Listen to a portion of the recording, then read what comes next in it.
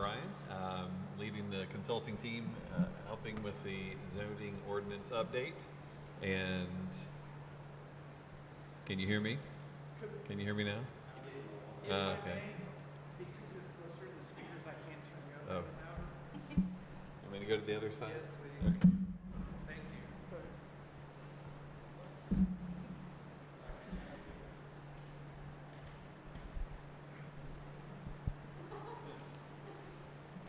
Recording stops. Sorry, guys. Appreciate it.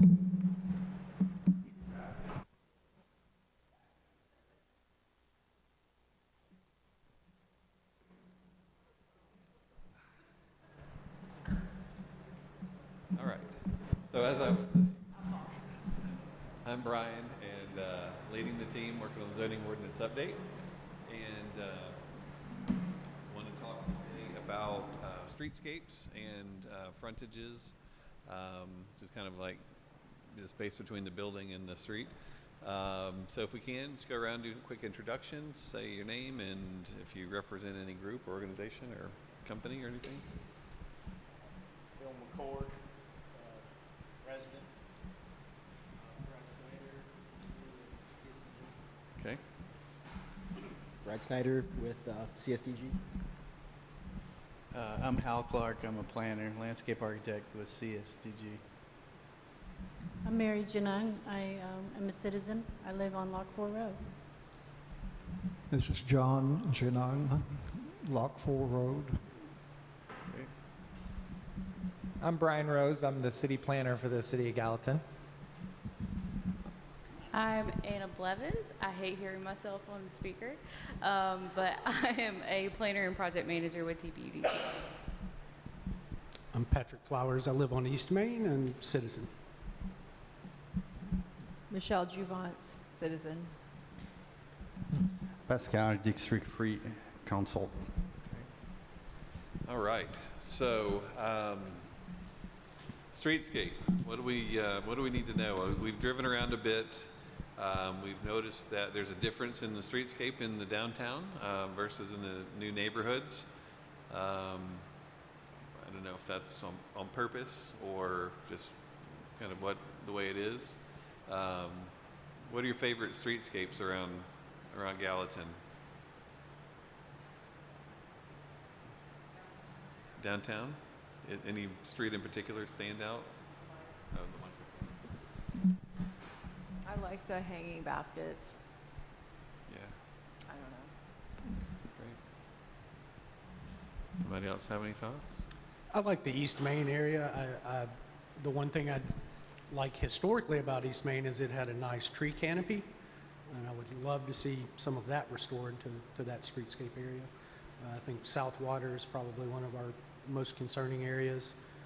Close to the square, they've done some improvements, but it's very sporadic, it seems, so it's not a continuous improvement. Yeah. Yeah, I noticed on the new streets and new developments, there doesn't seem to be much of a tree canopy. I mean, obviously they're newer developments, so trees grow, but I noticed there weren't even trees in a lot of instances. Do we have requirements currently for trees? There are some requirements. It's not necessarily in every instance that you'd be required street trees, but landscape requirements and buffer requirements, and sometimes those trees end up along the street, but it's not like you must plant every, so often along your frontage. I see.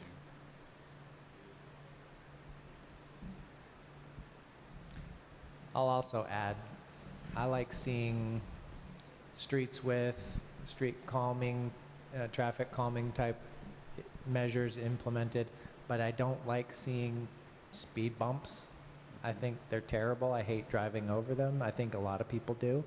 So I think it's better if you can implement traffic calming in a different manner than speed bumps.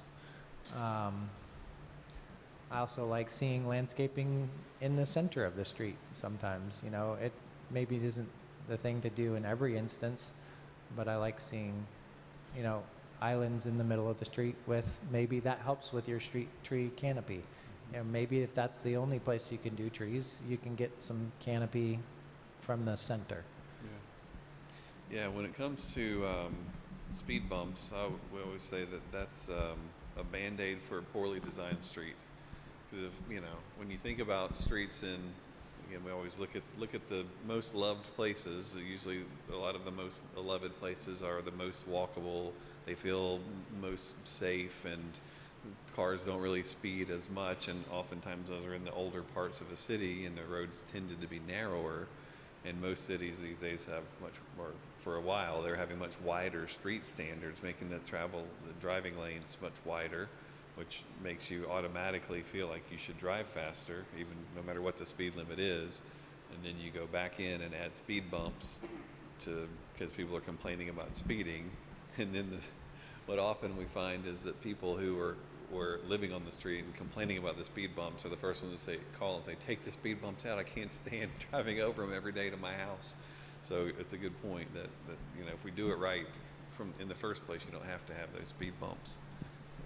And I'd also like to just point out, I really want to see us do bike lanes wherever we possibly can. We try to be mindful of all types of modes of transportation. So bike lanes and greenway paths and sidewalks that are available for different types of users, whether it's somebody in a wheelchair or somebody that's trying to ride their bicycle down the road, and right now the shoulders aren't really cutting it for people to, fit their bicycle into that shoulder, because sometimes it's this wide, and so you've got to provide some other method for somebody like that to be able to travel down the road safely. Yeah, and also too, a lot of communities are doing what we call road diets, where they're narrowing the roads. And if the road's already built and it's extra wide, there's already room for a bike lane if you narrow the driving lanes. And so it's a good way to kind of take up some of that extra space to do that. So we've noticed that you have some roads that are quite wide here. And many times that's a function of the engineering department's preferences or fire department's preferences. So you obviously have to make sure everything still functions, but they're proven ways to do it, and still have the sort of more intimate scale streets that have pedestrian and cyclist accommodations. So I think that's a balance, though. I would say most of the wide streets here need to be that wide. They're meant to be arterial streets, and with the amount of development that's coming and that has already come, you need a wide enough street to be able to handle, if it's 2 lanes in each direction with a center lane, that's not out of the question as far as width goes. I mean, right. I've experienced places that have their arterial streets 3 lanes in each direction, and with their center lane for 2 lanes, I'd say that's not out of the question, and it's better than what you get with the standard.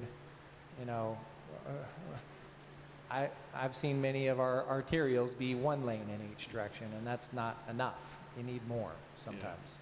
So there's balance. Well, and one thing too on those arterials definitely is a different animal than a neighborhood street where you might imagine people walking. But even if you've got 2 lanes, if those lanes are 14 feet wide, it has a different feeling than if they are 10 feet wide. People drive differently. Right now in Wilson County, the standard road of all types, even in the neighborhood, is 14-foot wide travel lane. It was like an interstate lane. And you just think, you put a 30-mile-per-hour speed limit on there and you're going to feel ridiculous driving 30 miles an hour. You're like, come on, can I go faster? People will speed. We heard discussion about sidewalks last night. Some people said they didn't want sidewalks. Some people said they did.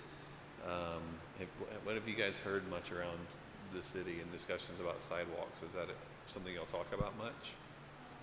Yeah. So I've watched people, I live on a very, very busy road, you know, almost like a freeway. And so the sidewalk, they built a sidewalk from 109 down Hancock Road, and then it stopped. We call it the sidewalk to nowhere. Yeah. So, but I don't see a lot of people, even though people say they want sidewalks and bicycle paths, I don't, and maybe it's because they're not there, but I don't see a lot of people walking on sidewalks in town. I mean, I see them in front of Kroger's, and I see a few people using them. I don't see people riding their bicycles on them. I see a few people riding bikes, but my problem is that I think it's a great, there's a lot, the city downtown is a great area to have sidewalks and things like that, because this is a very quaint, beautiful little town. But when you move out of the city into the suburban area of the city, these are neighborhoods where people are coordinating together and walking together, and shoving sidewalks and bicycle paths and all that in there. A lot of them are not even ADA compliant. I don't see a lot of wheelchair accessible sidewalks. I mean, I know they're supposed to be if they're public, but and I'm hearing about sidewalks coming down my road or a bike path. Okay, well, how far is it going to go? I mean, they say it's going to go just to Nichols Lane, at the end of Nichols Lane. Well, why is that? I mean, that's stupid. So it doesn't make, the whole thing doesn't make sense. And then you talked about the trees. I'd like to talk about those trees, because I'm a big environmental, I love to preserve the environment. And I've seen more trees cut down in this community than it makes me sick. And I feel the air has gotten dirty, and there's not that cleanliness that you get with lots of trees and lots of things. And trees are protective. They protect your house, your community from wind and all kinds of things. But I am worried because there's a bank of trees that go down Lot 4, and they're going to cut them down. The developer already told me he's going to cut them down. And that's going to cause a lot of problems. And trees do a lot of things. They give you oxygen. They hold the dirt where it needs to be to keep us from flooding, because we have a lot of flooding now since we've lived out here for 35 years. But the trees are so important, but the developers cut them down, and then they put crappy fruit trees back there. Trees that will not survive. They don't have the same survivability that a tulip poplar has, the state tree, oaks, things like that. You don't see that. You just see these little tiny fruit trees that are cheap, and they die. They end up dying. So if in my perfect world, I don't want you to cut any tree down unless it's absolute necessity and it's a safety issue. In a perfect world, I wouldn't want you to come down and start putting you talked about the reducing, what'd you call that? With the traffic calming. Okay, so there's a neighborhood that has traffic calming in it over by Publix. Well, when I was over there walking around, those traffic calmings, all they were people went around them and they just kept on flying. So I don't know if they do any good, and I don't like bumps, like you said, because they damage your car. If people would do the speed limit, it'd be okay. Right. They don't do the speed limit on Lock 4, Yeah. but in my imagination, because it just makes my heart is sad, because what has happened to our community with all of these rooftops, and we're not getting the environment that we should have. If you guys are climate activists, you stink at it. I'm just saying. Well, that's a good point. I mean, you think about as much of a focus as there is in the community on preservation or conservation or whatever the turquoise shirts say, right? If you're going to have development and you're going to lose canopy or even just, pasture or whatever, it seems like at a minimum, maybe the thing to, as a consolation prize, you get street trees in a new neighborhood as a requirement rather than just a maybe if you want to. That doesn't seem too much to ask. So we'll look into that. As far as sidewalks to nowhere, I hear that expression a lot because you see it, and part of it is it's usually a funding issue, right? We can only do it so far, and so better to have it up to that point, and then we'll add on to it later, because people start going, what's this sidewalk to nowhere? When are you going to finish it? And so then it finally gets finished instead of it not being there at all. No one thinks to complain and about it. So I think hopefully that'll be, sorted out. Yeah, I think those are the two things I had based on what you said. Thank you. Do you have something you wanted to add? Yeah. Go for it. On the tree side too, I think it's not just development, developers. You have the utility companies too, buy for money or laziness, or I don't know, but we had tree who are near a power line, and I think last year they just show up on our door and say, we're going to cut your trees. Oh, at least they asked you or told you first. We're going to come and cut your trees because they're near the power line. And I say, no, you don't. You're going to trim them. No, after you say, oh, if you don't cut them, you have to trim them. I say, no, that's your job. Or we want to cut them because it's easier for us, so we don't have to come and trim them again. So it's not just development, but I agree that I think it's, of what I've seen, it's getting better. I've seen the newest PMDP will actually show trees on street side. But the one I've seen for the last few years, they have none. And if you go around, there is no trees, there is nothing.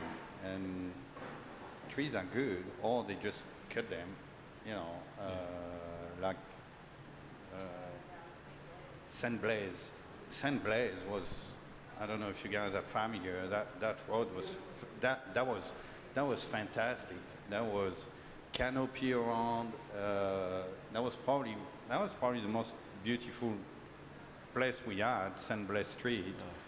And development got approved on one side, farmland on the other side. And one morning we drove there and there was no trees anymore. They just cut them all on one side, just one morning, boom, done. And that I don't understand, because why? It's what, 8 foot, 10 foot? Yeah. Right. So I think that needs to be incorporated, that if we want to make things better, we need to keep what there and build around it. Right. And if you have a tree line, and I want to hear from you, because if you're a CSDG architect, I want to hear what you have to say on that, because you guys have a lot of development coming on the pipe, and so I want your input on that, because that's your job, that's not mine. But me, I just see, I just see what's happening, and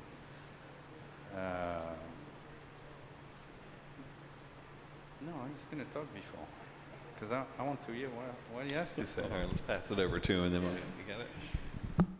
All right, Hal, you're up. Well, I appreciate it.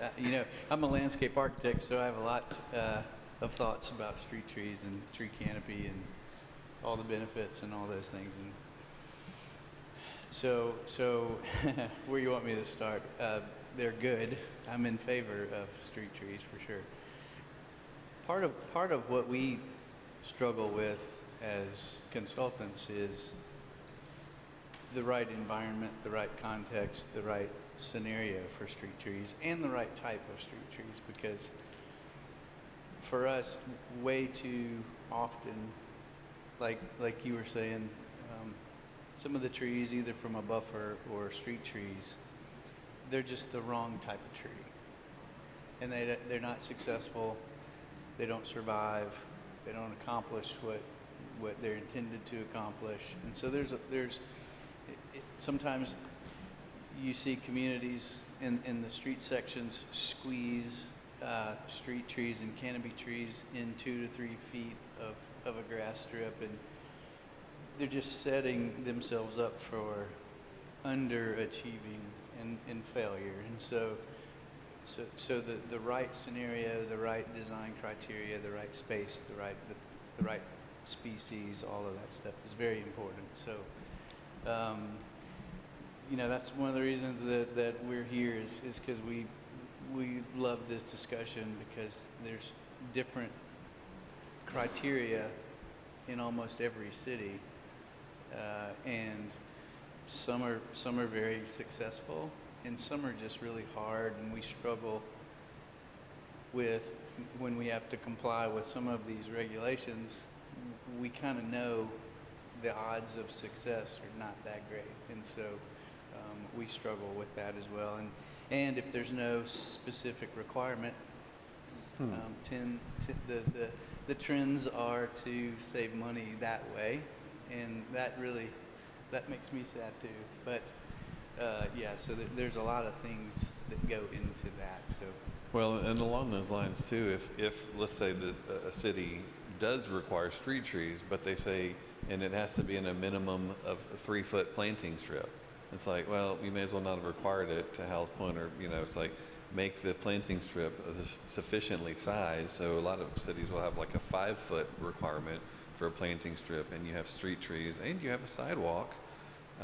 And how safe do those streets feel? If you're walking that sidewalk, you got trees between you and the street, and sometimes even like on-street parking. So you have cars between the parked cars between the moving cars, and you have trees, and then the sidewalk. And the truth of the matter is, it's one thing on an existing street to add a sidewalk and have to squeeze it in because the street is what it is, or the yard is what it is. But for a new development, obviously you can incorporate it. It's just a matter of being required to, or deciding to, because they're like right now, one of our private development projects we're working on is in Wilson County. That's why I know about their street standards, and they don't have a requirement for sidewalks, and in fact there's a prohibition on them, and so we want to do them, and street trees, we're having to do them out of the right of way to get around their requirement, because normally if they do have a street tree or a sidewalk, the county's having to maintain it, and they have no interest in maintaining it because they would rather cut the tree down than to trim it or whatever.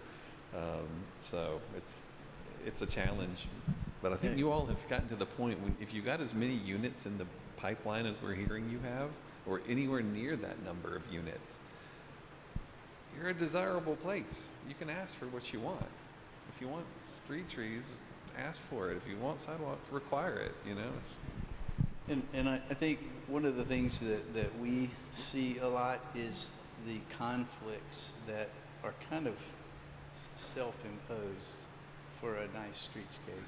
And when I say that, oftentimes there's direct conflicts between a street tree requirement and where utilities, for example, have to be located in the street, in the right of way, right? So, oftentimes we'll go into a scenario like, hey, we're required to have street trees every 40 feet, for example, canopy trees. Oh, and by the way, within that space between the right-of-way line and the back of curb, we also have to get water, sewer, water, electric, all and those you can't things plant in a tree there. on top of those either. So there are direct conflicts there, and they tend to really create a problem. Well, and the thing for us too is, to your point about the utility companies, they all have their preferences about how wide their easement needs to be, what it can and can't be next to, where it needs, all these things. And it's really frustrating for us because we work all over the country and we see that it can be done. There's no science to it at all. It's just literally somebody made a decision at some point, a preference. There's no standardization in any way. And so it's like, it can be done.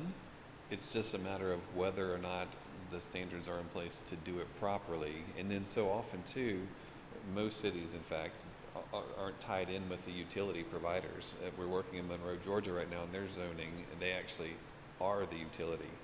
So they can decide exactly, and the utilities can work with the streetscape design however we want it to be. but many times the utility companies are their own, and they actually seem to have more power than the cities do. So, yeah. Yeah, so I wanted to talk about having to do with trees and utilities, and a specific example that happened near our property with a subdivision that was built. It's called Liberty Creek subdivision, and it's basically, I think it was about 10 or 12 acre strip, and it has 45 houses, just like a road with like houses on either side, and on the one side it's a farm, on the other side, and they had just an old fence row of hackberries, and that was they brought it to get approval, they were requesting for that existing hackberry line to be the buffer, and the backyards are 20 feet. So the house has like, I think, a 8-foot side yard, a 10-foot front yard, and an 8-foot side yard, and then 20 feet in the backyard. And the property line is the hackberry trees, and the 20 feet backyard is also the backyard and the PUDE, the utility easement, and the buffer zone. So they were given a lot of exemptions. I don't know what the actual zoning code allowed, but this is an issue that hopefully we can fix, because there were a lot of problems that have been happening from that, because they literally, and I went over there when they were building, and like when they were grading, and because the man who was in charge of selling the houses came over to my house and asked me, like, can I put a sign in your front to, like, for sale, these houses are for sale? And I was mean to him, and I told him to, like, get lost. And so I felt bad the next day and went to apologize, and I'm standing in their, like, trailer where they're selling the houses, and I look across and I see a bulldozer, like, cutting right up to the trunks of the trees, like cutting a drainage ditch down, because it was the utility easement and the drainage ditch and the backyard all the way up to the trunk of the tree. And they were cutting the roots of the tree. And I took pictures, and I brought it to the planning commission. I showed it to them. And some of these trees are like falling down now, like into the backyards of these houses. And this is a thing that our zoning code allowed, right? These are big, giant, 80-foot tall trees. So how do we fix that and not allow something that's harming the people that live in these new houses and the farmer next door, right? Because these trees are getting ruined. Yeah. Yeah, I mean, there are things you can do. Obviously, have a bigger no disturbance area around the tree, tree preservation area like that. They also now, you may have, if you ever spend any time just scrolling around on YouTube, you may have seen one of these videos where they are actually excavating the dirt around tree roots with I think it's called a hydro spade or something. It's like basically a pressure washer. And by the time they're done, there's a huge hole, but all the tree roots are all still there. And then they can go do whatever they need to do, and then they put the dirt back in, and it's pretty wild. So there are ways to do it. You just have to have the regulations in place to do it. But I think a lot of times too, when it's like hackberry and Osage orange and stuff, everybody's like, oh, those are trash trees. And I'm still trying to figure that out, because like the predominance of the historic tree rows between farms, that you would see, are those trees, and we all love that. But somehow they're like, those are trash. You can get rid of them. And so I'm not sure what the regulations say right now about disturbance, but there are ways we can address it. So. I was wanting to speak to talking about putting in the cheap fruit trees. I agree with you. We're a very, area people want to be. There's no reason we shouldn't have some sort of native plant requirement. And, when it comes to sidewalks and cyclists, a lot of people think they should ride their bike on the sidewalk. It's actually illegal. That's for pedestrians. Bicycles, the way traffic works, they work better working in the road. Because if you think of someone riding a bicycle, say doing 20 miles an hour towards you, and you're about to make a left-hand turn, you're not thinking of that person. But I agree with you, Lock 4, we probably have, I would dare say, 20,000 visitors out of the county come to ride bicycles out there. I know lots of people in the downtown area that would love to ride their bicycle to Lock 4, but it would be like riding your bike on 65, like you said. So that is a prime area for, you know, somewhere, if you're gonna have new development, you've got to improve the road system, make a, you know, a sidewalk for the pedestrians, and then have your protected zone with maybe a tree buffer with some sort of greenway.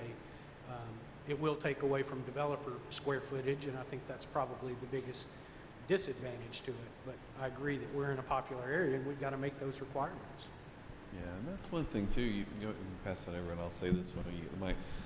One of the things that you can do is when you are getting development, if you have a bigger picture vision about some sort of a, you know, sort of a pedestrian or cyclist network that's in place, then the new development can actually add to that, or even a street network. If you've got just one major road and all your other streets are dumping onto it, if you have a requirement for new developments to add some parallel roads, you now start to solve some of your traffic problems. Like in Nashville, if you're doing development along the river, you're adding a greenway, and so they're creating this river walk essentially through private development that they wouldn't have had without private development. So it's actually a community benefit.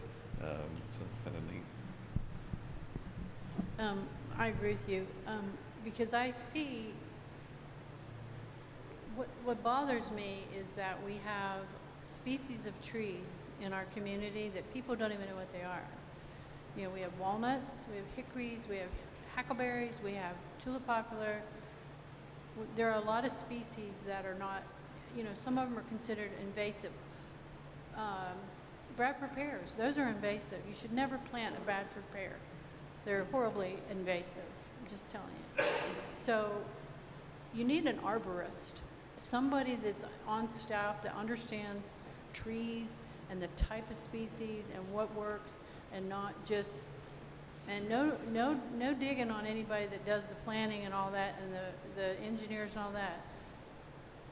I don't think they really care about a hackleberry and a hickory versus a walnut and all that. I don't.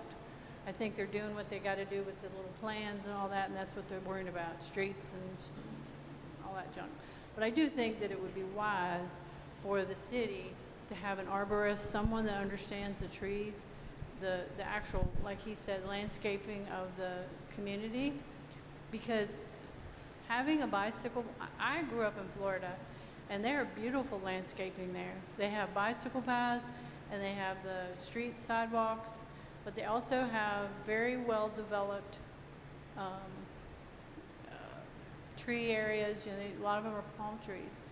But I can tell you from trying to plant trees down in Florida, I have to contact Duke Energy in order to plant a tree. And they have an app. You go on their app and you put your little place on your map on your property, and it says, no, you can't plant there. It's too close to the wires or whatever. That's an app they have. That's wonderful. But my point is, here is like he says he loves East Main.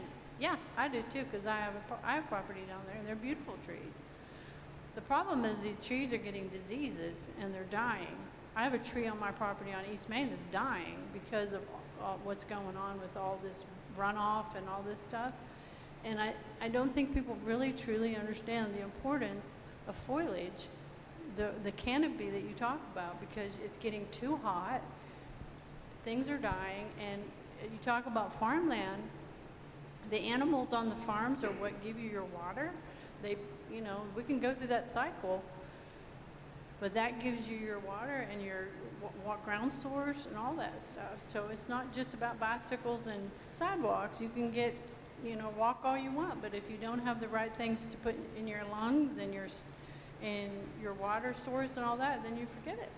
Yeah. You know, I'm a lover of the environment, and I just feel like we're losing that, and I would hope that you'd common sense when all this, and it's just bothered me that all I'm seeing are these little they're putting, for example, I see dogwoods, but they have a male, but they have no females. You have to have a male and a female in order for them to blossom and do well. Same with the fruit trees. You got to have a male and a female, but you don't see that, and so they die. And like he said, they get disease because they're too crammed into a hole in a very tiny little space. Just look at Lowe's. They've cut all their trees down in their parking lot because they're dying. They're not surviving all that heat from the asphalt. You know what's funny about that is they actually sell trees. Yeah, but they're like, again, they're the wrong type of tree. Yeah. So I'm just disillusioned, I guess. And I see the South Corridor, like he talked about, South Water. That needs to be fixed. I mean, that whole corridor up through there is just, it's a shame. I mean, I see some good things. I really do. I see some really good things. But I see a whole lot of work that could be just done there to be like the gateway into downtown that I'm not seeing. Yeah. I don't know if I'm wrong, but I'm not seeing that gateway. I see just a lot of derelict things going on, and then all of a sudden you're in downtown. Right. Yeah. Brian, do you guys have a approved tree list?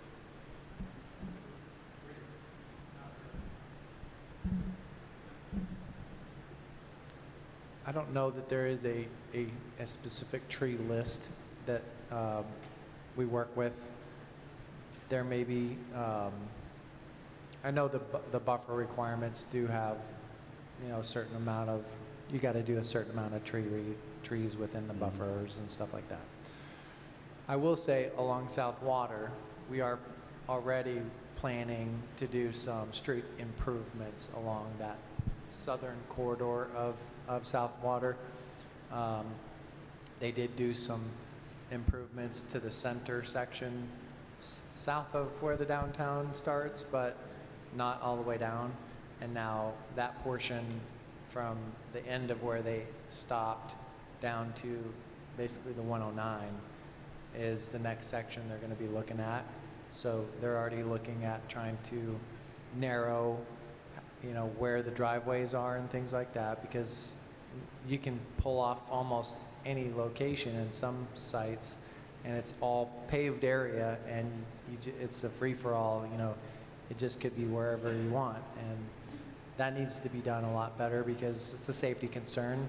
When you don't have that, then you run the risk of conflict points of people trying to turn left at different points on the street.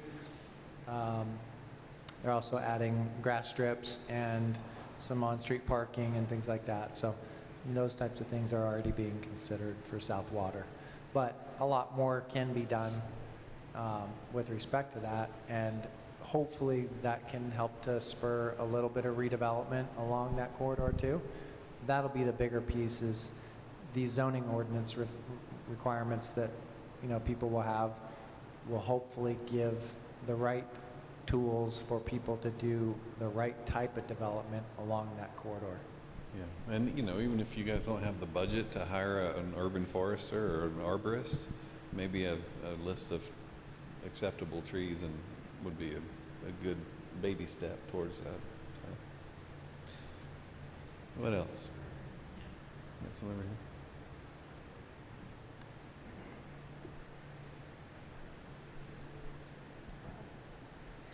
I'll try to stay on topic here with the streetscapes and public frontage, but some of the other issues.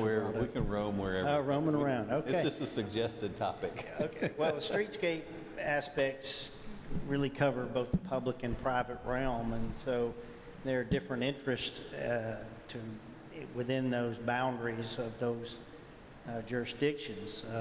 I think we all agree that in the appropriate settings, street trees are fine, but there are some challenges with utilities, both existing and planned utilities, that we need to be considering as well as other environmental areas, drainage facilities and so forth. I like the idea of a wider sidewalk in a more dense urbanized area, whether it's residential or commercial or mixed use.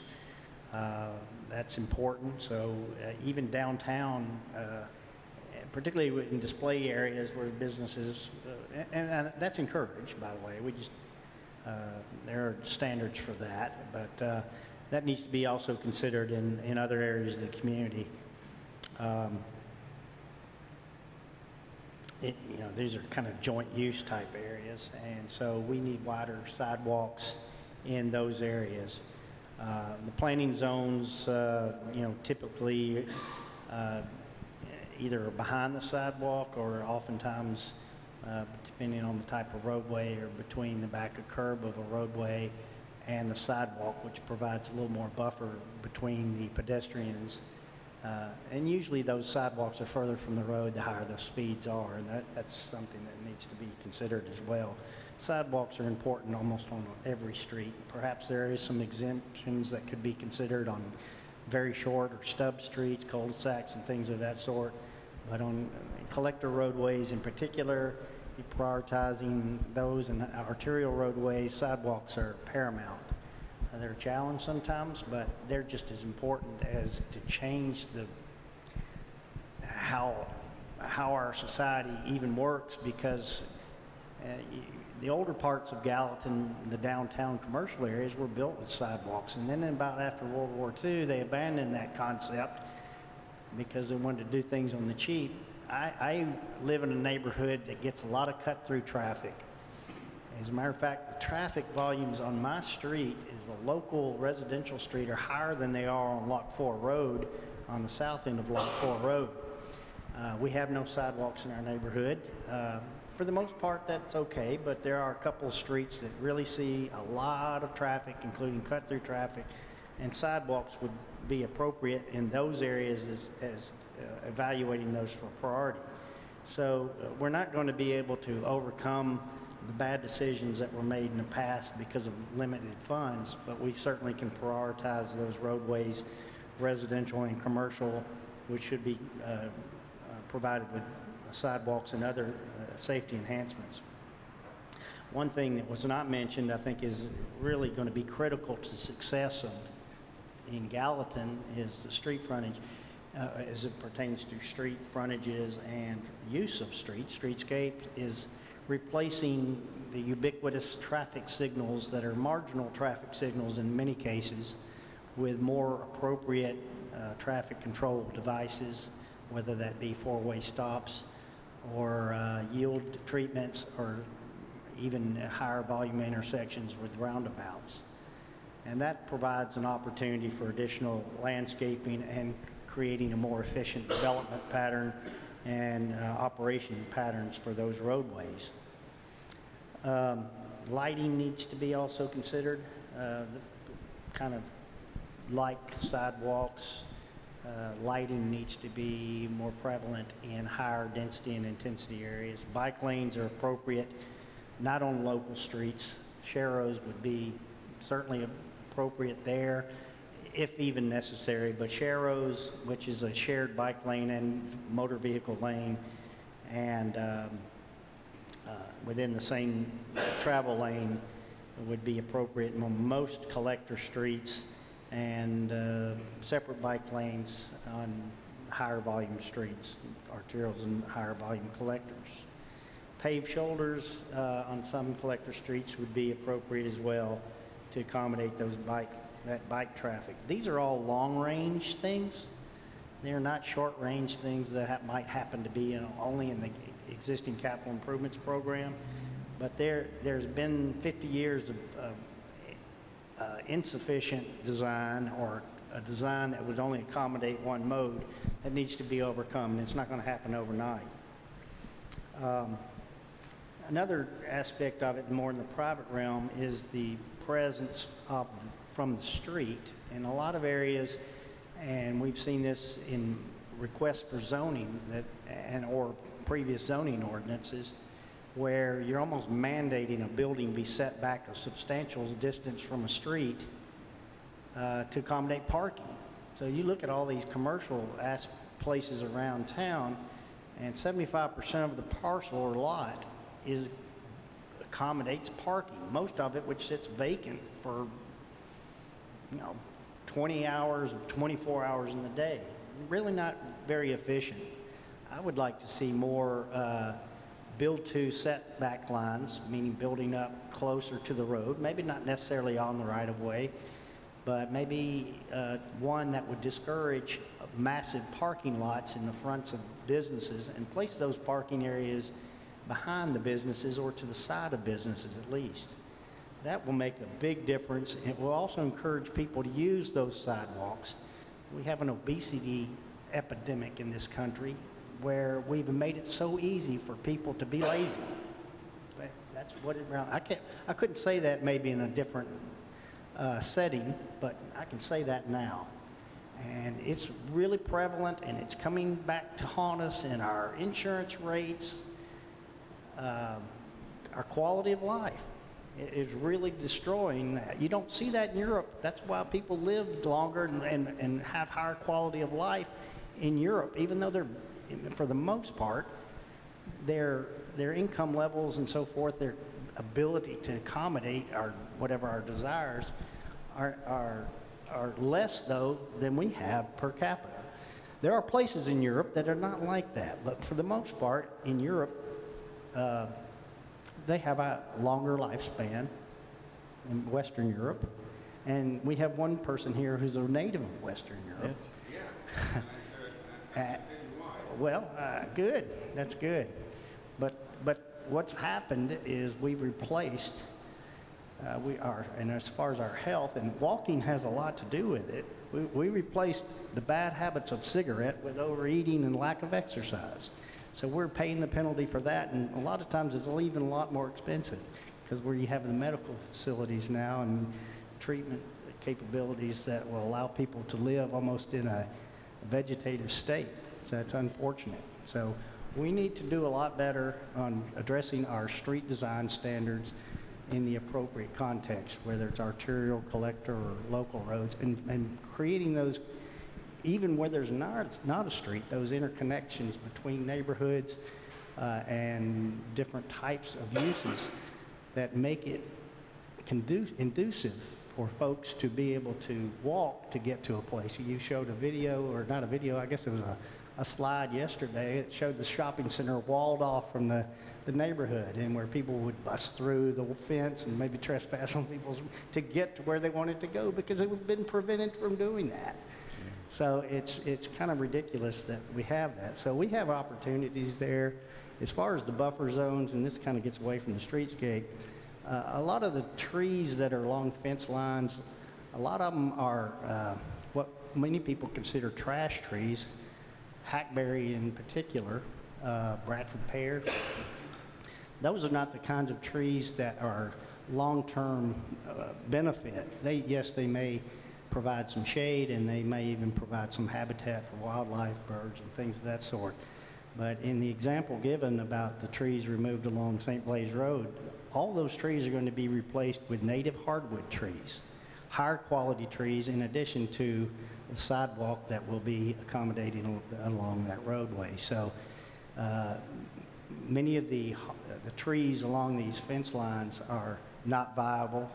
Yes, some of them have been messed up by utility easements, and that needs to be an issue that's better coordinating the subdivision regulations with the zoning code to be able to ensure that those buffers, integrity of those buffers is retained, even if the utility easements are utilized. So that's, for the most part, what I wanted to point out, and I think Pascal has something to add to his expertise on Europe.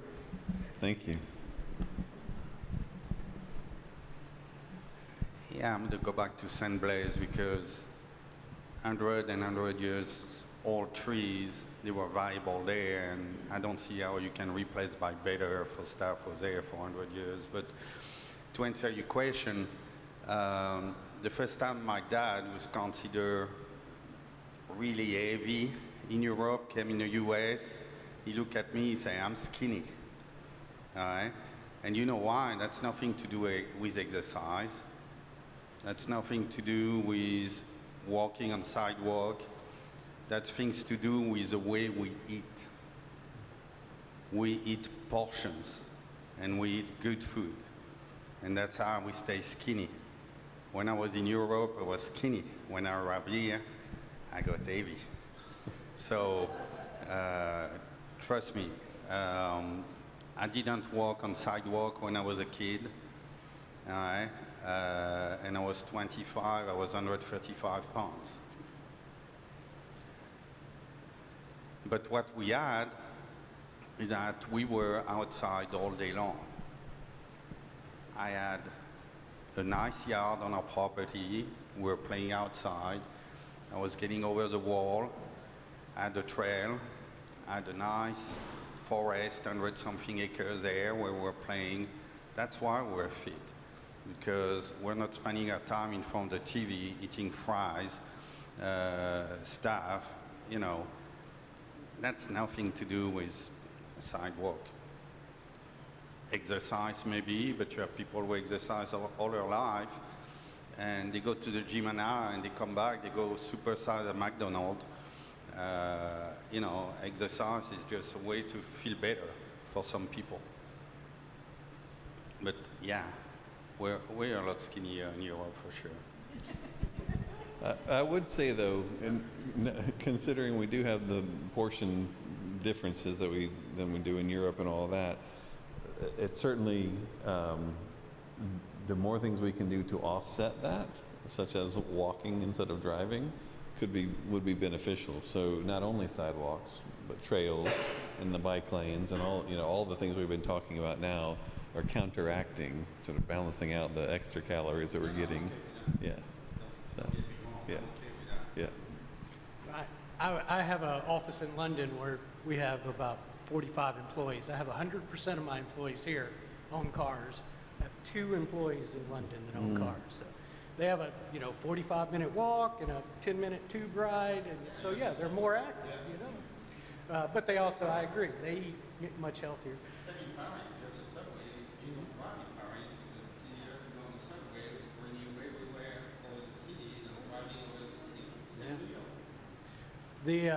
One of the things I was wanting to point out on the sidewalks is I think one of our biggest failures in the city of Gallatin that I can think of is we've got the beautiful Town Creek Greenway, but we've got hundreds of people that live on East Eastland, which is a residential neighborhood.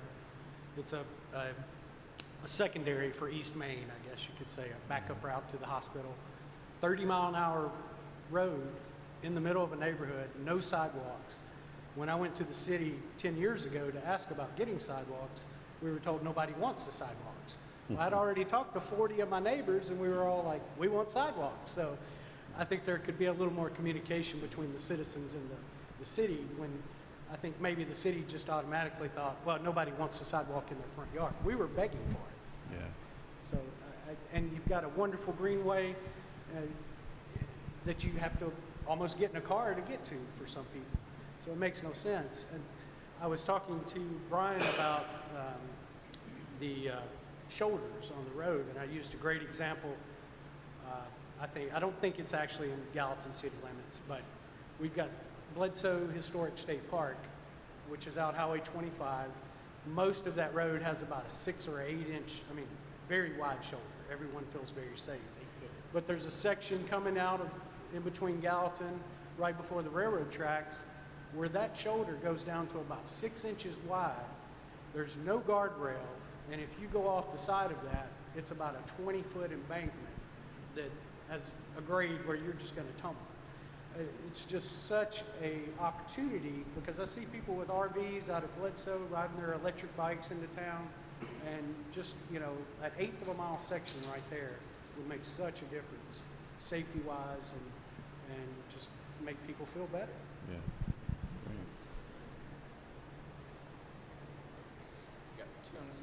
How are we doing on time, Brian? I know last time I went way over. We doing okay? What time were we supposed to stop? Oh. I'll be Well, quick. it's only 2 minutes over. It's not half an hour this time, so. I'll be Okay, perfect. I'll be quick. I get what he's saying about obesity, that you should walk, exercise. Everybody should do that. I'm a prime example. I should do that. He's right. Your diet is different, where our wheat is shorter, it's not tall. It used to be very tall, and now it's short. It's geoengineered, makes you fat. All the gluten in it, okay? It's your diet. But when we have all these fast food restaurants pop up everywhere in Gallatin, instead of a fresh food restaurant, or, you know, if you go to some of the European, I've been to Europe, and most of their restaurants are not Mickey D and Wendy's. No, none of that. So they're, you know, they're healthy foods. California, healthy foods. They don't have a lot of, I don't know of any, when I was out there, I didn't see a lot of fast foods. It was mostly healthy foods. But that's the problem, is you're complaining, you want this and you want that, but then you don't want, you do this, and it's kind of an oxymoron where you're just say one thing but you do something else. And I think this is really wonderful that you're doing this today, or this program, because it's really helpful to be able to talk about it without being ridiculed. But the community is unhealthy right now. Our community environmentally is unhealthy. And I don't care what you say, you can't tell me you don't go outside and feel that dirt in the air and that raw, it's not that freshness I miss. I know from 34 years ago, that breath of fresh air. You know, I loathe for when it rains, because it clears that air, that dirt in the air. And I think we have lost that with all of these homes, all these rooftops. Rooftops bring dirt and it gets in the water. I can go on all day about it. But like he said, be smart about it, you know, and think about what, if you're, I don't know, I could get really angry about it, but I think we need to be smarter in our town, in our city. If you want people to come and live here because it's, you know, it's a beautiful place to live, you need to keep it beautiful, because people are not going to want to continue to come, because you're losing that beautiful old-time country feel. It's becoming more of a suburban Atlanta-like feel to me, and I hope that we can start really impacting and stop a lot of this just destruction of our land and our countryside. I mean, for example, you talked about St. Blaise over on Coles Ferry. Where they have they're building the new factory. That road there, they cut all those huge trees down along that road. Why? They weren't dead. They cut them down because they were going to build something there. Well, that was years ago, and it's been years, and those stumps, this tall, this wide, are still there. There's no reason they had to cut those big trees down, and they were there forever, and that just took away again from what we had. But I'll be quiet. That's great, thank you. Just one last thing about the streetscape stuff. Just offer up, one of the challenges that we see in different communities is oftentimes there's only one option. And it's like a one-stop shop street section that has to be applied to all the different scenarios and different land use types and different neighborhood types and all those things. And so when you start to kind of talk about streetscapes and customizing them maybe where they're appropriate and in different scenarios and different settings and different applications, that makes a big difference, because there's not a one size kind of fits all in a streetscape, in my opinion, because there are different ways to do it, and sometimes there are different challenges that we have to work around as community designers, and just having a few more tools and a few more options in the toolbox to be able to really create the right street and the right streetscape for the right field and the right canopy and the right walkability and all those things is important. And sometimes there's just not enough options to work around some of the challenges that you have. So Let me follow up about that. You know, some of the comments that are made. Newer developments have been required to build stormwater retention basins to treat stormwater so that water, that poor quality water, let's put it, doesn't make it into our streams. And that is more recent. It's been in effect in other jurisdictions for a lot longer. So the air quality is more fluid than just localized. And planting habitat tree or in the landscape ordinance is very important to ensure that improves the quality of air, climate change, whether you believe in it or not. We know we're getting hotter, but we're doing something with new development, whether it's related to streetscapes specifically or not, to improve the quality, the environmental quality of new developments versus old developments. The old developments are the ones that are creating most of the problems. They were built in flood zones. The building codes were not energy efficient, things like we are making progress. It's not new development that is destroying it at all. With the improvements in vehicle technology and so forth, whether you're combustion engine or not, is much better than it was in the 70s when they had lead and gasoline. So those things are being made, and improvements are being made, and we're making incremental improvements and doing our fair share, or the community is, to address that at the local level. And certainly that needs to be incorporated into the zoning code where appropriate. But it's just not true that new development is destroying our environment. It's not. In many cases, they're improving it. They're reducing threats to flooding, water quality, and other environmental aspects. So. Yeah, it's an interesting thing because I think a lot of times the tendency is to assume that new development is making things worse. We were doing a private development project. It was a 50-acre office park, and it was like a 500,000 square foot building in the middle, and then all the rest was asphalt. There was a couple of patches of grass here and there in the parking lots. And I think they had actually saved the old tree row, but it was like up on a hill because the grading didn't work, and so it just looked like this ridiculous homage to what once was. And so we densified it. We put, I can't remember, 790 residential units in it, and a few 100,000 square feet of commercial and office space, a hotel, all that, and took it from really horribly performing environmentally with all that asphalt and the rain hit, and then just washed all the stuff that dripped on the pavement and whatever, and we incorporated all these sustainable stormwater features, and it actually was better than it was before through development. So it's kind of what I was talking about earlier. We can start to have some positive benefits. So if we're going to have development and we're not super thrilled about it, at least let's make it where it's going to make things better, so. Yeah. Getting back to you, as a city, what can we do to make your job easier and better, to make sure all we're talking about happen?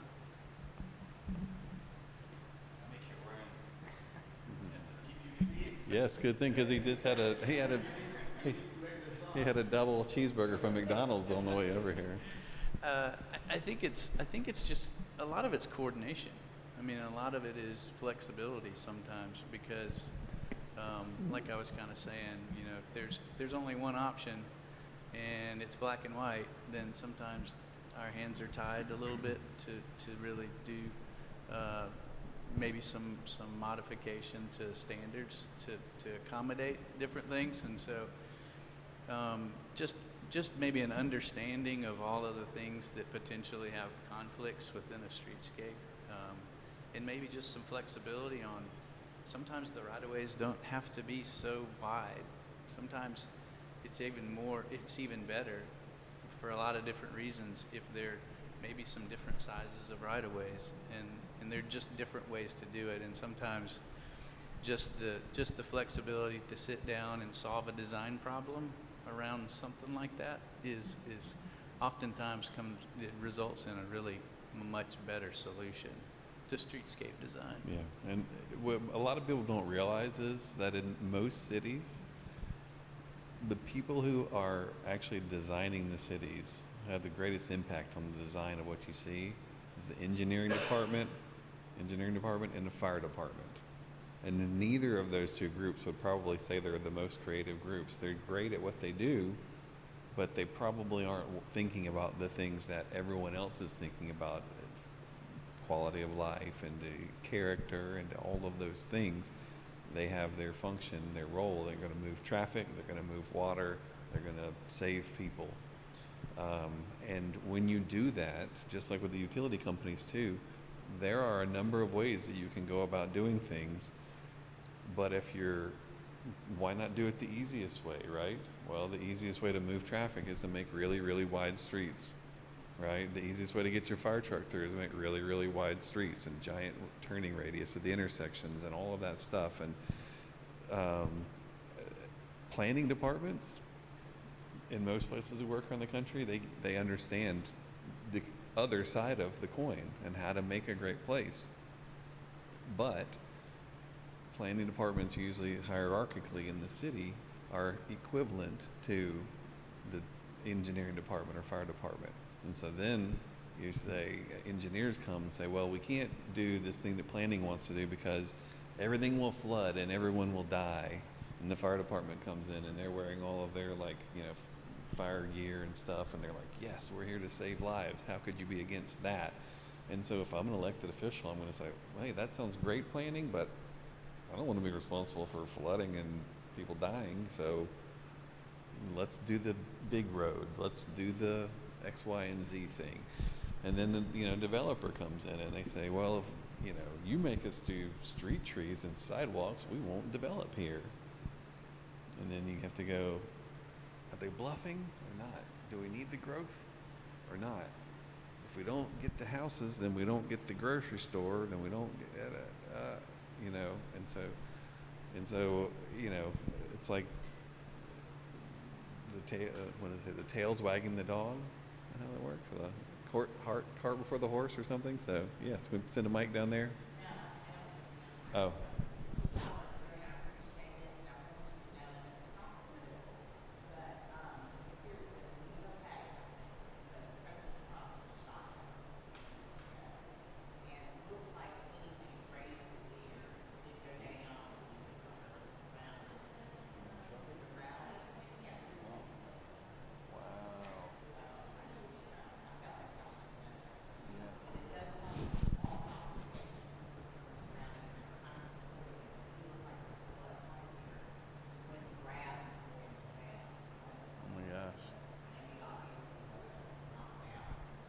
Sheesh.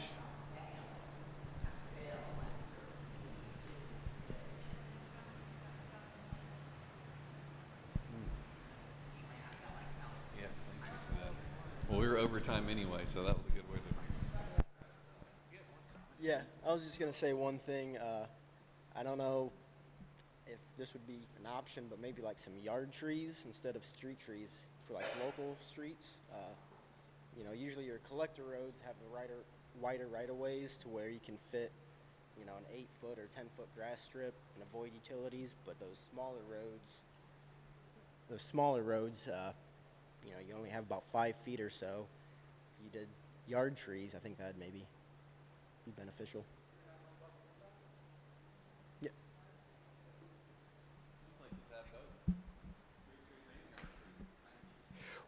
Before we go, would you tease tomorrow for the benefit of folks online? Yes, teasing tomorrow. So tomorrow we have another meeting at 4 o'clock, I think, about open space.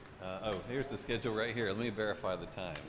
Meeting tomorrow at from 4 to 5 here, Chamber of Commerce building, to talk about parks and open space. And then, of course, don't forget the work in progress sort of wrap-up presentation on Monday evening that will start at 6 o'clock.